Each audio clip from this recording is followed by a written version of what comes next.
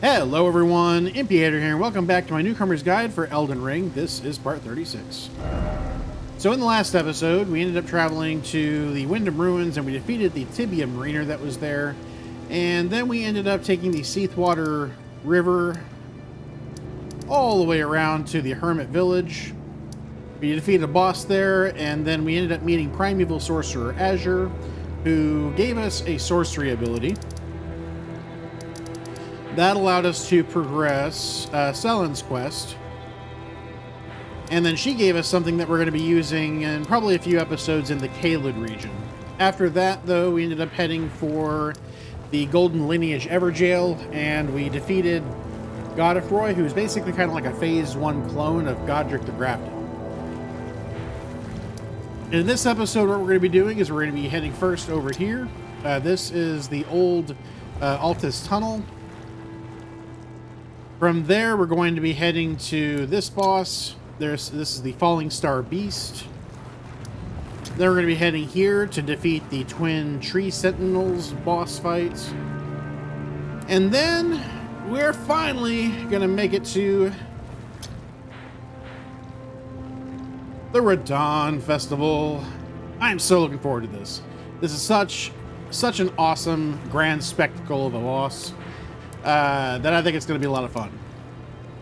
But first, let's go ahead and head for... We'll do the Erdtree Gazing Hill, since that's, I think, the closest. And let's see, we're sitting at 27,000 runes. Let me go ahead and see, how many do I need?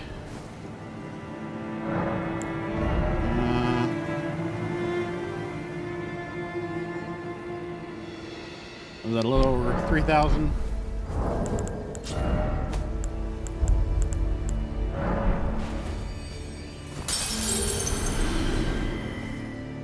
Well, that's really close, isn't it? Yes, it's very, very close. Cool. All right, so we'll go ahead and do that, and then we're going to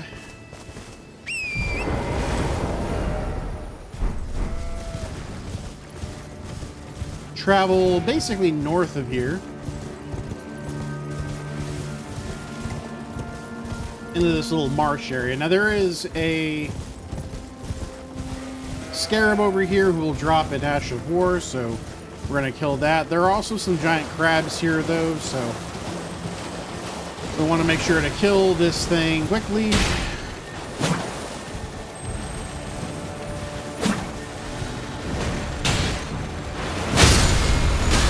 I guess that works. We can let it get killed by the enemy. Anyway, we just got the Bloodblade ability. It's actually kind of similar to the Reduvia Bloodblade. Now, there are a couple of trolls on the side here, as well as an enemy on horseback that will kind of come down this path. We're staying off to the right to avoid them because it kind of looks like they're trying to ambush you. So staying along the right side will let us avoid that. And there's a golden rune up here we're going to pick up.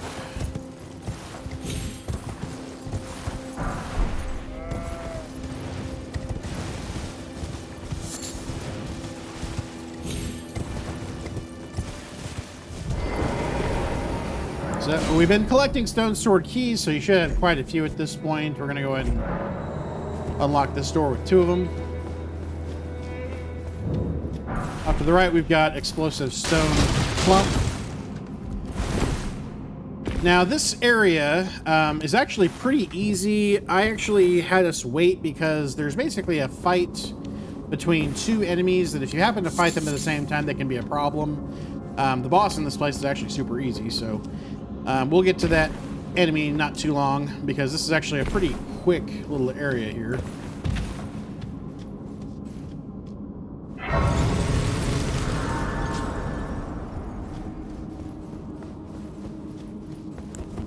As usual for places like this, we're going to want a bonk stick.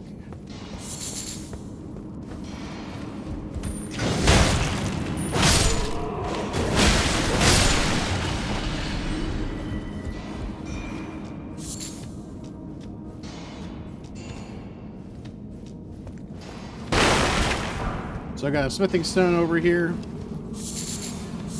The cracked crystals.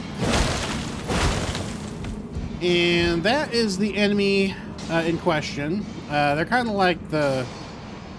They have kind of like the Crucible Knight thrust, and they're pretty deadly. There's another one right here, so I don't recommend trying to fight them both at the same time. We're going to go up and pick up all the items that are up top first, though.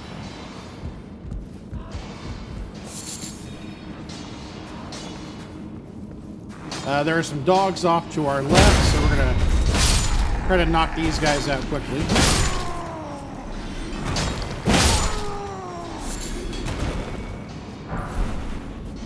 So I got some staunching boluses.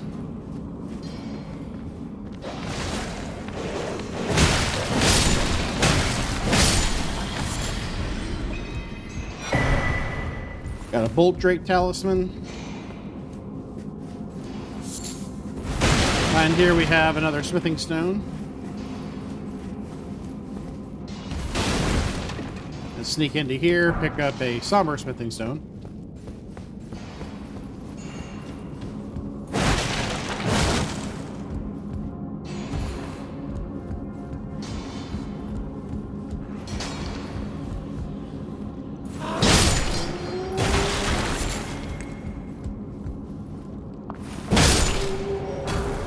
Alright, got some more smithing stones. Pick up the golden rune. We're going to go ahead and jump off here. Got a smithing stone here. This actually puts us in a good place to deal with this enemy. He's going to walk along the side here. We're going to drop and kill him. That should avoid us having to deal with the other two enemies.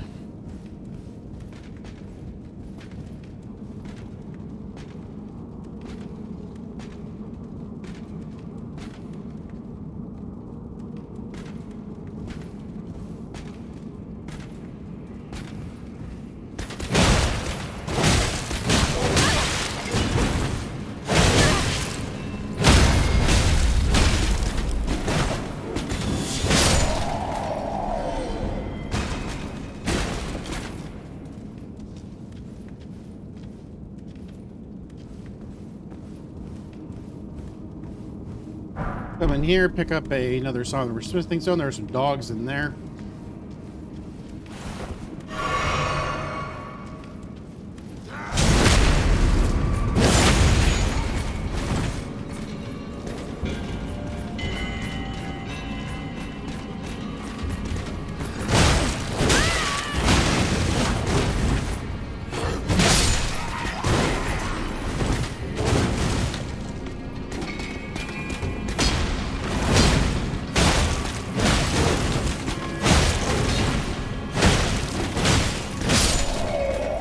Alright, so got him down too.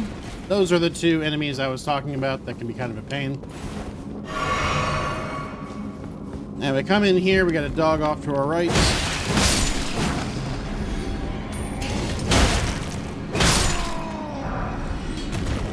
So a few smithing stones.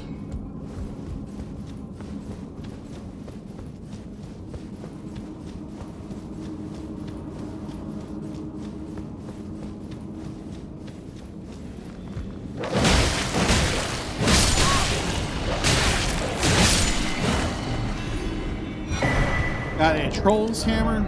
This is going to require 28 strength. That's strength, dex, and faith. Scaling. Troll's Roar. Nothing particularly special. Alright, so go ahead and grab the cracked crystal around each side. Smithing stone here. Somber smithing stone back here.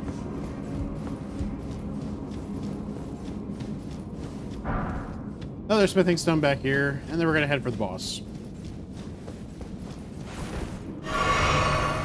This is a pretty easy boss, just another Stone Digger troll. You can summon for it if you want to, but probably won't need to.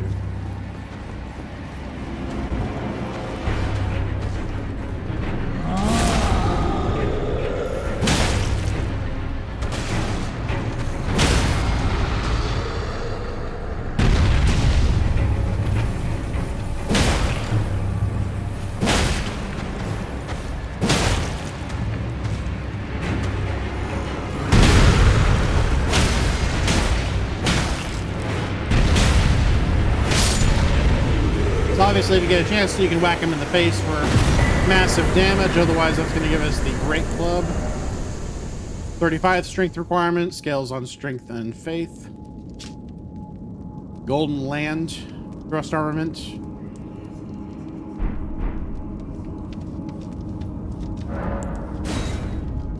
Otherwise, that's going to do it for this place. Again, pretty easy boss to start off the episode. Sadly, the next boss is not so easy. So we'll mark that off of our map, and then we're going to head for the Altus Highway Junction.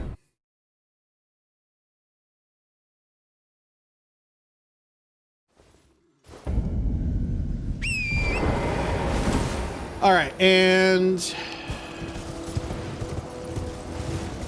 we're going to go off the right-hand side here for this.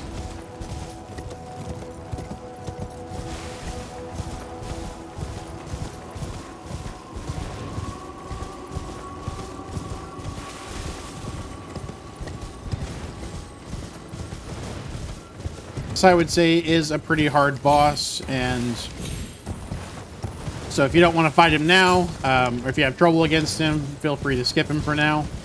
That being said, though, if you can learn his patterns, he's really not that bad. So we're going to go ahead and knock him down. And in fact, we're going to be fighting several of these things throughout the game, so in my opinion, best to learn it now.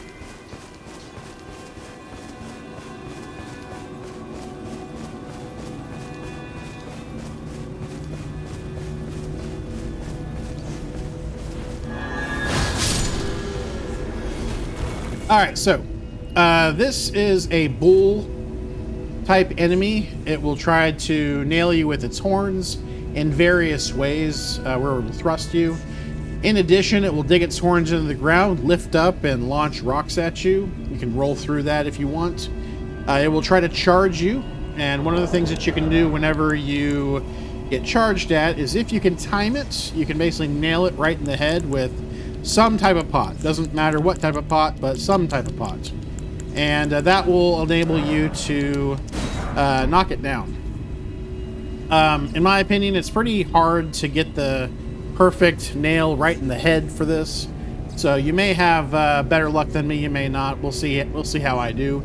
Otherwise, though, his butt is also a point that you can hit as well, where he is vulnerable. This enemy, by the way, is not really susceptible to anything. He, however, can be hit with Scarlet Rot. He can also be hit with poison if you want to have him, die slow and painful. He's not particularly susceptible, though, to physical damage, but he is more susceptible to magic and elemental damage than he is to physical damage. So consider that. He'll also do a kind of leap into the air. He'll kind of stay airborne in a ball, and he'll roll mid-air and then launch himself at you on the ground. You can roll through that if you want to as well. As you kind of saw reaching here, we saw a bunch of pock marks in the ground from gravity magic. This enemy has gravity magic. He can either do gravity magic that will cause him to basically explode, or he will hit you 3 times with gravity magic. And it's basically something that will come up from the ground to hit you. And whenever he uses that, the first 2 hits are going to end up being smaller, and you can roll through those. However, you need to be in the middle of a run for the 3rd one because it's much larger, and the range of it is also much larger. So you'll need to be in the middle of a run once you see that pop up on the ground, otherwise you're not going to make it. Otherwise, that's going to be pretty much all of his main attacks. Let's go ahead and swap out for fire pots. I'm going to go ahead and use the bonk stick specifically because this enemy is not susceptible really at all to hemorrhage or blood loss. So I'm going to use the bonk stick, and we're going to be hacking away at it with the Sacred Blade ability, because that'll do a little bit of extra damage and should at least boost things on a little bit. Otherwise, let's equip the fire pots.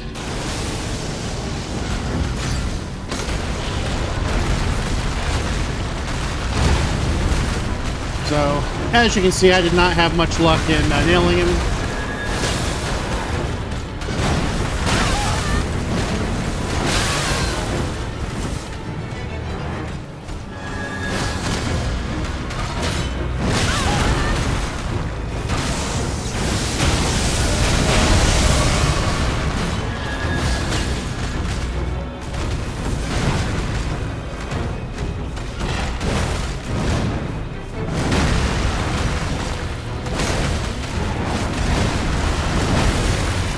you can nail him in the head, you can do quite a bit of damage to him and knock him down. My opinion, though, it's pretty hard to nail him in the head.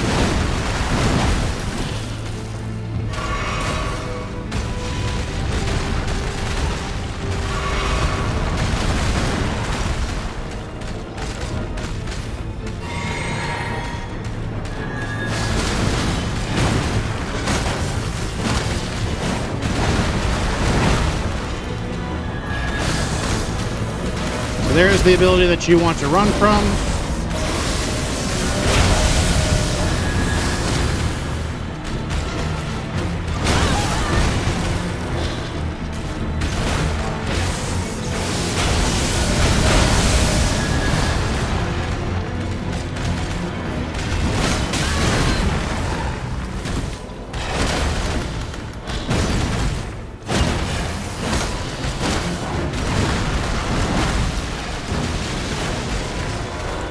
Oh, I'm out of magic.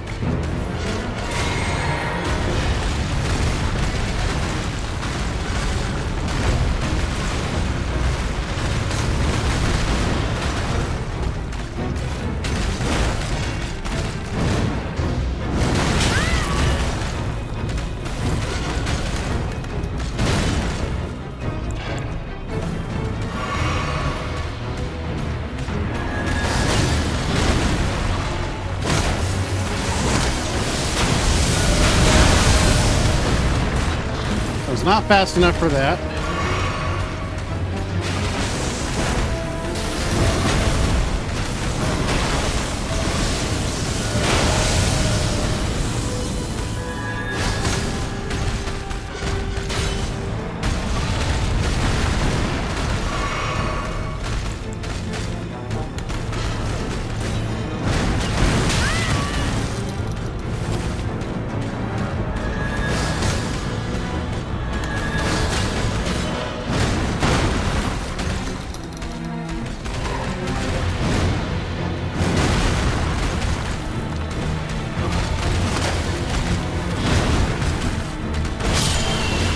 Alright, that's going to do it for him.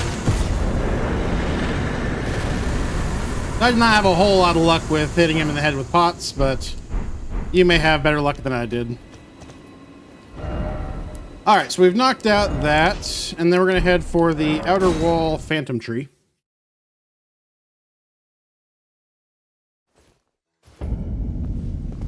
And what I'm going to do for this fight, and you know what, we're actually really close to another level.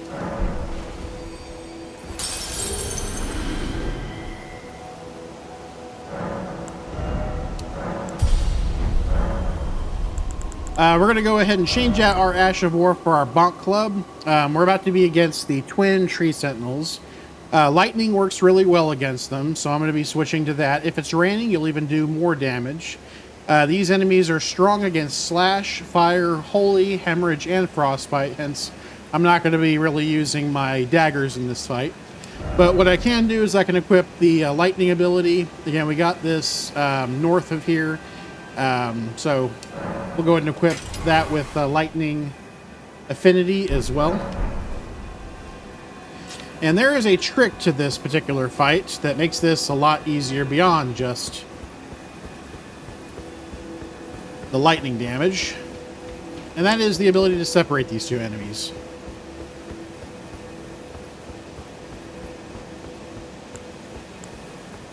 So we're going to sneak, and once we get near one of them, it'll start to walk away.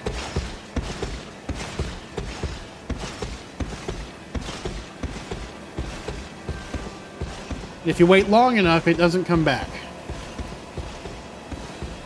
It'll basically park itself at kind of the next stepping stool.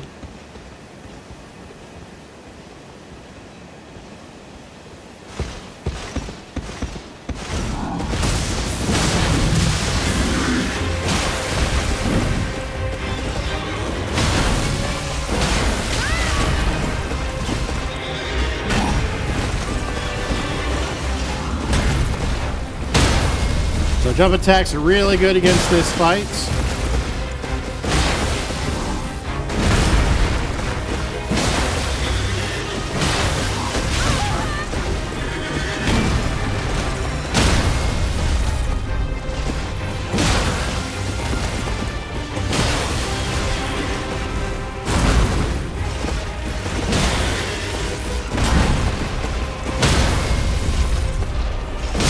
And that's going to do it for one of them.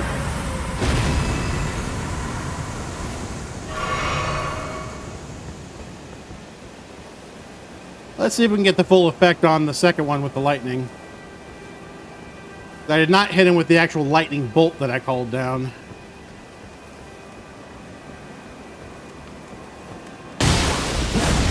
Nope.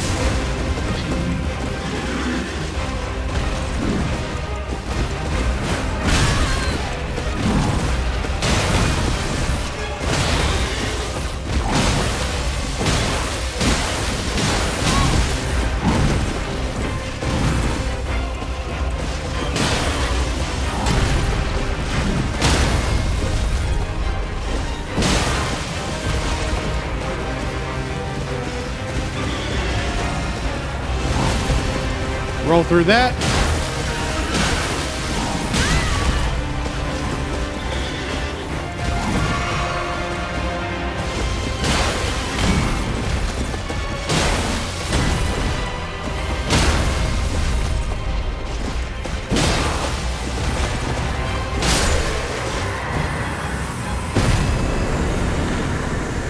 And that's going to do it for that fight.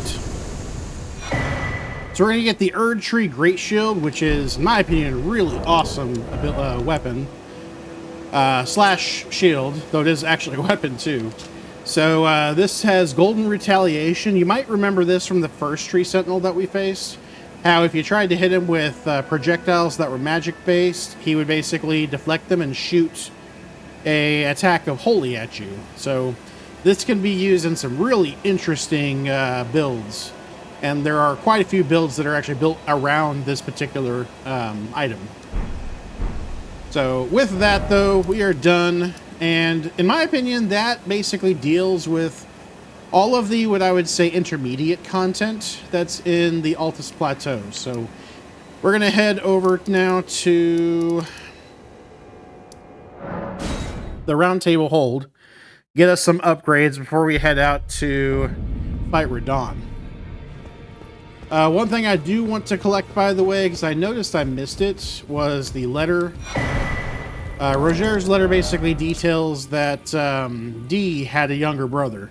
And it talks about the fact that he is in the Eternal City of Nokron, which is a destination that we're going to be going to a little bit later.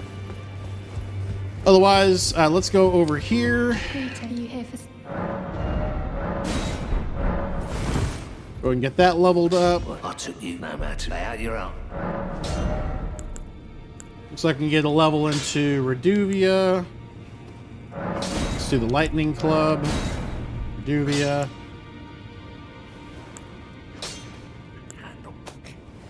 And I am thinking about starting to make some changes to my build. I still like the daggers. I'm thinking about maybe switching off of the normal dagger, because it seems to really stink. I don't really care for it. But maybe the Misericord would be a better choice. Let's get some upgrades for it. So we need Smithing Stone 3s.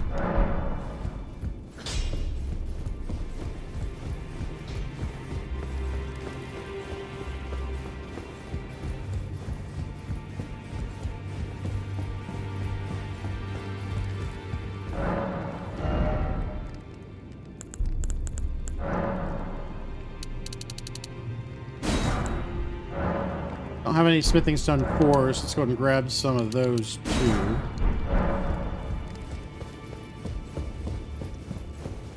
We'll have to see if that's enough.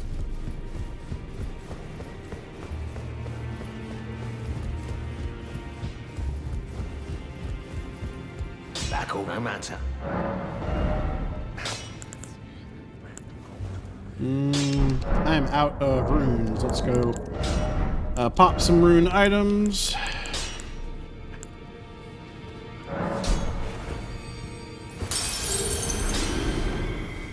Back no matter.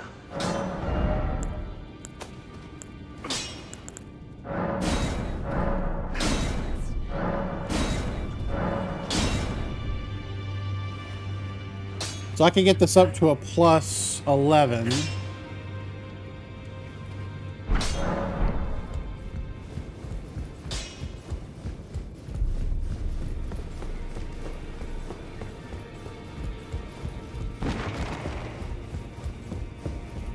Probably a plus 12, actually.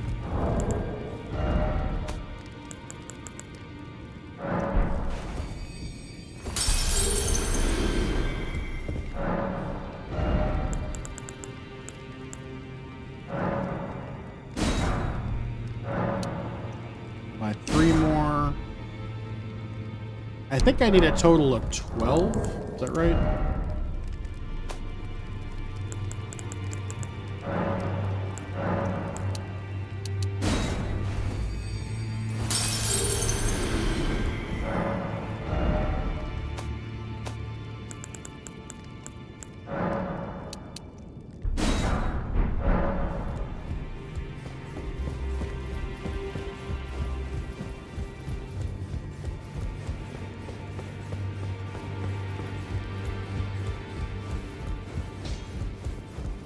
I am still thinking about moving off of the daggers to something else just to try out a different build.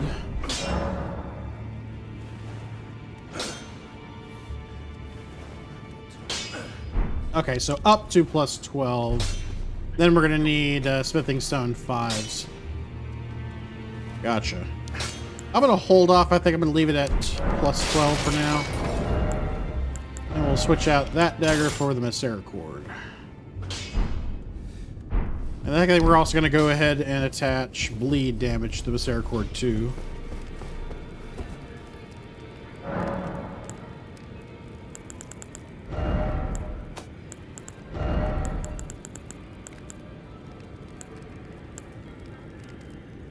Bloody slash. Wound self to coat the armament with blood, then unleash an airborne blood blade that causes hemorrhaging.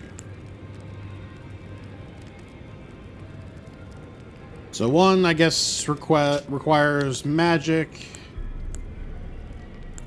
I'll go with that one. Okay, so I think that's what we're going to go with for now. Let's head out to the Kaled Highway South.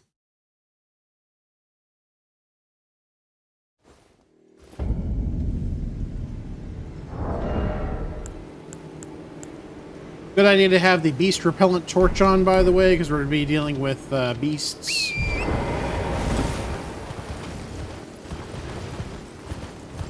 Not a good idea to fight this boss right now, by the way.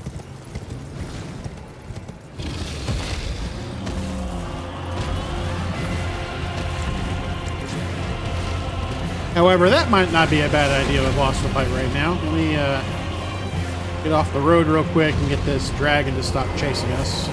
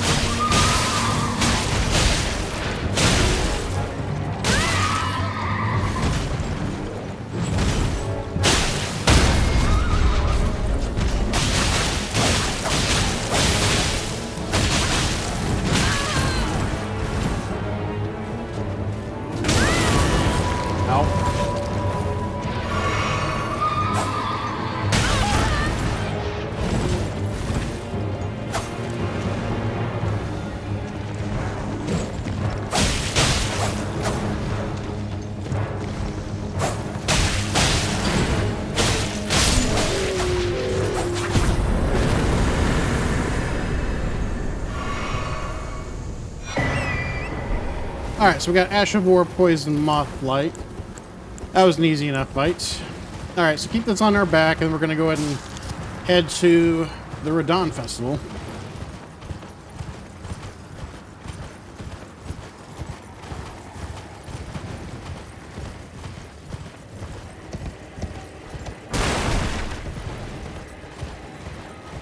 So this thing affects basically any enemies that don't have red eyes, that are beasts.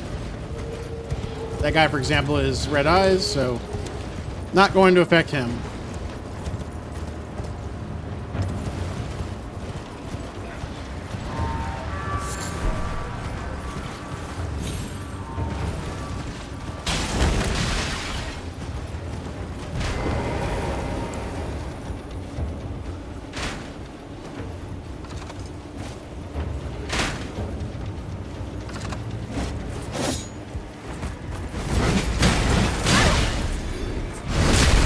Nice. That was clutch.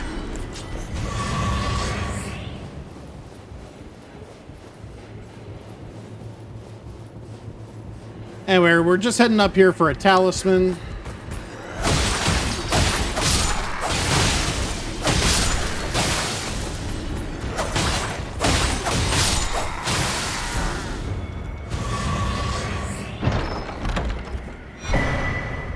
Alright, so that is the Arrow's Sting Talisman.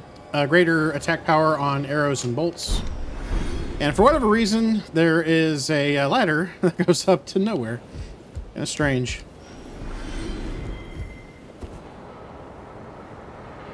Anyway, we're going to go ahead and head now into the castle.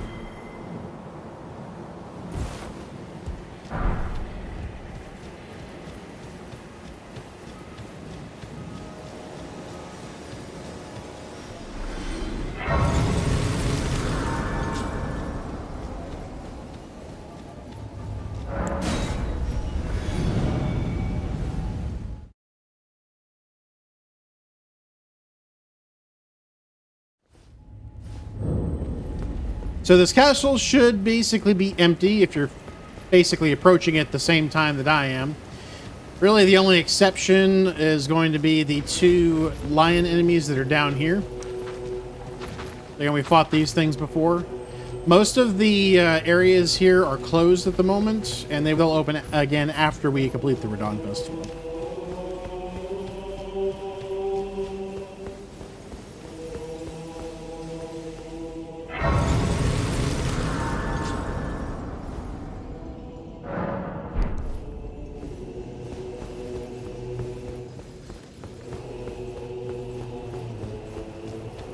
So some of our compatriots are here.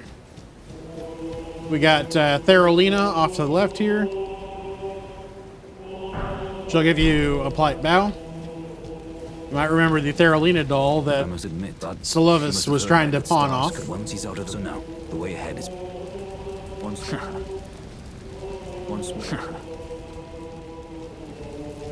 Champions! indeed I by the by. Well, to think. Oh, But be sure to be shy. Okay. So once you talk to them, we're going to go up and talk to Jaren. are you good? The festival. Go ahead and say, yes, we are prepared for the festival. Before we begin, But now. Oh, get the self! You will general were divested and howling. You general were divested and howling.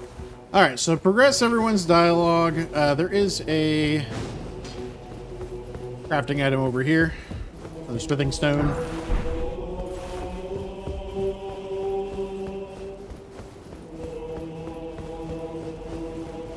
Now, if you don't talk to Jaren, the door on the right won't be open. Neither will this door on the right.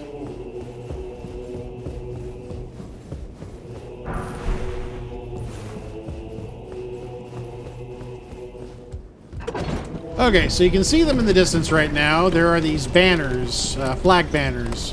Whenever you get into this fight, there are going to be summon signs for all of your compatriots that you've had in the game up to this point, which is one of the reasons why we didn't progress some of the quest lines yet, because that will make some of them unavailable for summoning.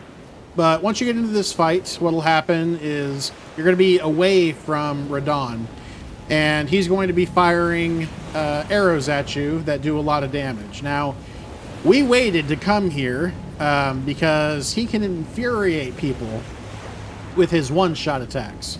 He shouldn't one-shot us with any attack at this point, with one exception. And that is an attack that I'll call out once we actually see it. But whenever we get out there, we'll be able to summon more than one NPC at a time. In addition, using NPCs in this fight does not stop you from gaining runes. You don't have to sacrifice any of your runes, so you should be summoning. That's basically the whole idea of this fight. This is a spectacle with a whole bunch of people all up against Radahn simultaneously. You can be on horseback for this as well, though initially I would recommend against it until we get closer to him because of his arrows. For his arrows, you should roll through them straight on. Don't try to roll through the side because they will actually divert left or right as you roll, and they can potentially nail you. In addition to that, once you get close to him, or once your allies that you've summoned get close to him, he will begin to change his attack pattern, and he'll pull out 2 gigantic swords to use against you and your compatriots. For the most part, what I would do is run around the battlefield while they're basically flanking him and keep summoning them, because as your compatriots die, after a short delay, their summon pads will pop back up and you can resummon them repeatedly in this fight. So that's going to be kind of the gist behind this. So we'll go ahead and just get started.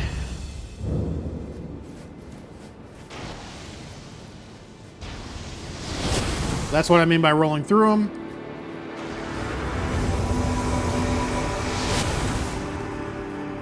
These things, by the way, in front will stop the attacks. I like to conserve them, though.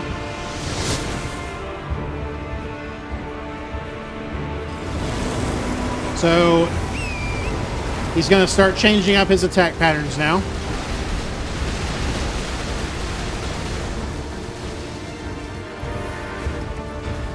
There's Blythe. Oh, now we got knocked off our horse.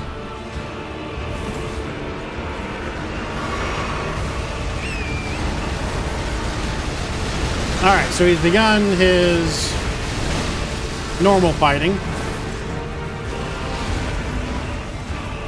Patches, by the way, is basically useless.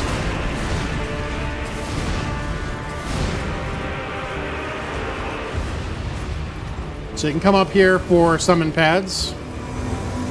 There's Theralina. We'll also be able to get Jaren to summon in here as well, but we have to get Radahn partway through his life bar. So if you want to step in and help, you definitely can. As long as you're regularly summoning your allies, though, you should be able to let them get some good damage in. Once he's about 75% of his life, he'll charge up his weapons like that. So he now does gravity magic.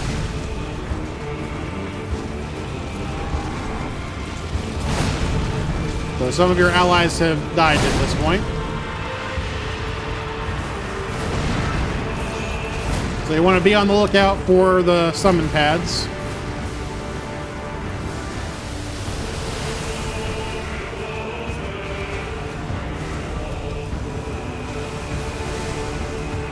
Where they appear, by the way, can be a little random, but they will be at least some of these.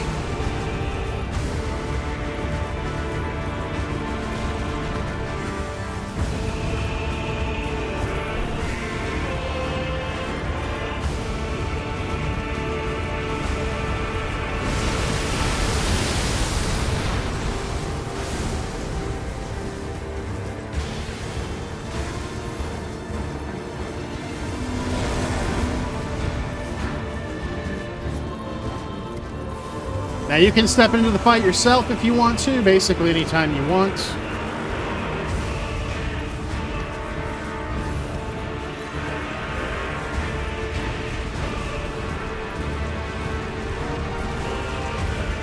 It takes something like 30 seconds for the pads to reappear on the ground, so just be aware of that.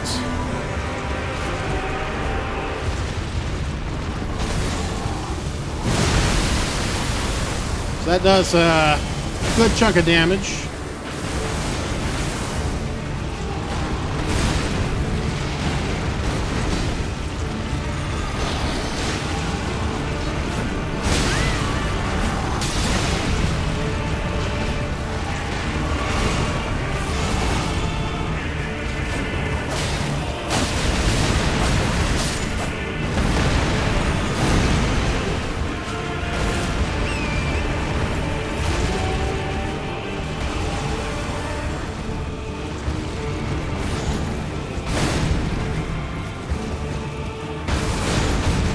All right, so he's about to do his change. So he will reappear in the direction that you're facing once he launches, and you want to basically run in his direction because he's going to slam into the ground, and if he hits you, you're pretty much dead.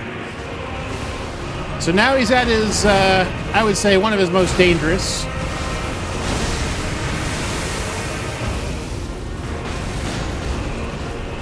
He can basically launch those anytime he wants. Sometimes he won't launch them at all.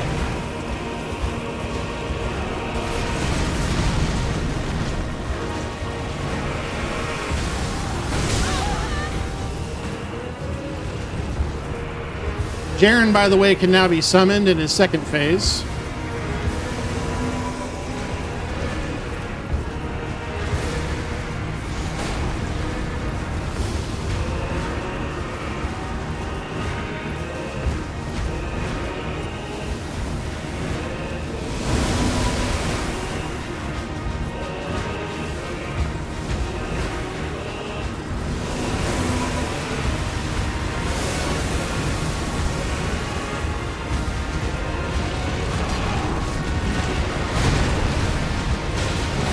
So best to stay in back.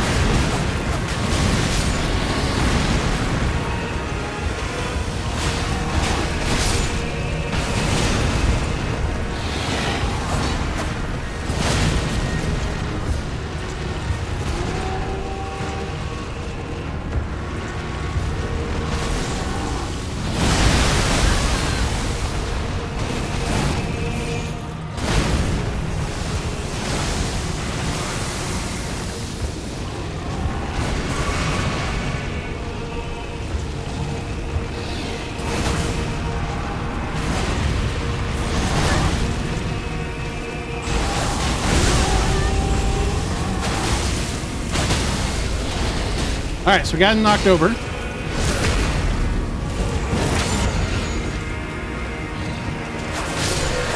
that's going to do it. Again, let your compatriots do most of the work, unless you just want to fight them head on. That can be fun, too. It can also be really frustrating. But you're going to get a crap ton of runes. You're going to get the Remembrance.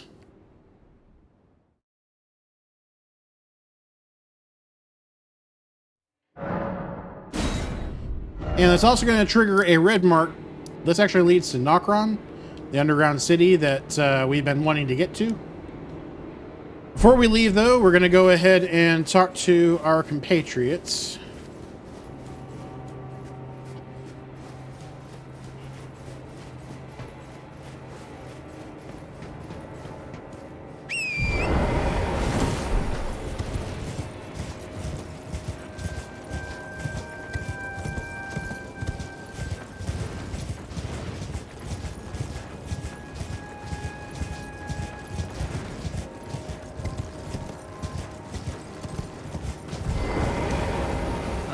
The glory of the Fallingstar. Come, father. He was a living. The path is now to Nokra. Let's meet. We'll take up us.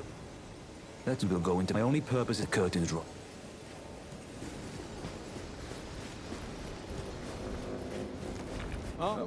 Aye. One hit after that, and as such. As luck would, if I can, and you know, who could expect it? Just you wait. All right, and that's going to progress their dialogues. So we'll go ahead and rest here. And I think this is going to do it for the episode, everybody. In the next episode, we're going to formally end the Radahn Festival. We're going to head back to the castle for a little bit. Then we're going to go use this Remembrance to get some gear And then we're going to be bouncing back and forth between the remaining items that are in the Altus Plateau, as well as the items that are in Caelid. But until then, thank you very much for watching. Please like, subscribe, and comment. And as always, I'll see you in the next one. Later.